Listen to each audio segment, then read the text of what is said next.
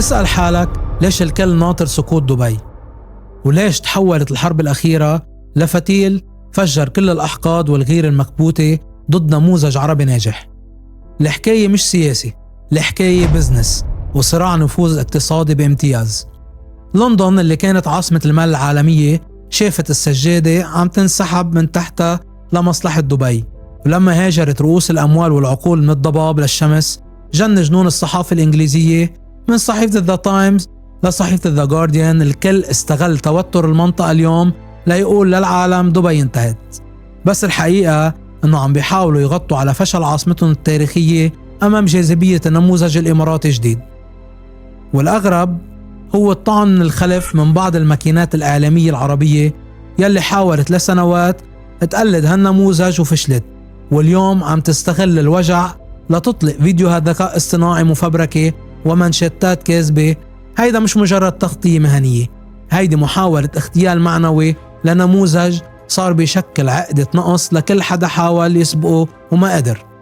وبالوقت اللي الإعلام الغربي بيروج فيه إنه هيدا اقتصاد فقاعة كاش، حقيقة بالأرقام بتقول إنه هيدا اقتصاد بشر. خلف الأبراج في جيش من المهندسين، الأطباء، المبتكرين والحرفيين والعمال والتقنيين يلي آمنوا بهيدا السيستم المحطوط يلي بيحترم طموحهم، وهول بيشكلوا المحرك الحقيقي للنمو بعيدا عن تقلبات البورصة. أما الكذبة الأكبر فهي إنه الأجانب هن يلي بيديروا القرار. الحقيقة إنه الحكومة الإماراتية استثمرت بالبشر قبل الحجر. برنامج محمد بن راشد لإعداد القاضي خرج كفاءة وطنية استلمت الأمانة ومشيت على السيستم اللي وضعته القيادة بكفاءة مذهلة وبشهادة كل مواطن ومقيم بيلمس جودة هيدي الخدمات يوميا وبكل تفصيل. والشيء اللي بيحاول هالإعلام يتنساه أنه الإمارات اليوم فاتحة بيوت بكل أرجاء الأرض، في أكتر من 200 جنسية عم بيعيشوا بكرامة وعم بيحولوا مليارات الدولارات سنويا لأهلهم ببلادهم، لدرجة أنه بعض الدول تعتمد تحويلات عملاتها بالإمارات كمصدر أساسي لاقتصادها.